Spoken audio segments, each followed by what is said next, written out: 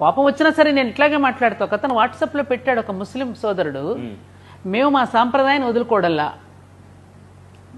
మా దుస్తులు కానీ మా ప్రార్థనలు కానీ చిన్నప్పటి నుంచే మా పిల్లల్ని తీసుకుని వెళ్తాం, మేము ఖురాన్ నేర్పిస్తాం వాళ్ళకి. ఇప్పుడు మీ పిల్లలకి మీరు భగవద్గీత బోధిస్తున్నారా? సాంప్రదాయాన్ని నేర్పిస్తున్నారా? మీ దుస్తుల్లో మీరు సాంప్రదాయాన్ని పాటిస్తున్నారా? మీ గాజులు మీరు వేసుకోవట్లే, మీ బొట్టు మీరు పెట్టుకోవటల్లా, మీ డ్రెస్సు మీరు వేసుకోవటల్లా, మీ భగవద్గీత మీరు పట్టించడం, మమ్మల్ని వాడు ఏడుస్తారు ఎందుకు మీరు అని అడిగాడు. ఆన్సర్ ఉందా? ఆన్సర్ ఉందా? ఎంతవరకు మనం ఏం చేస్తున్నాం?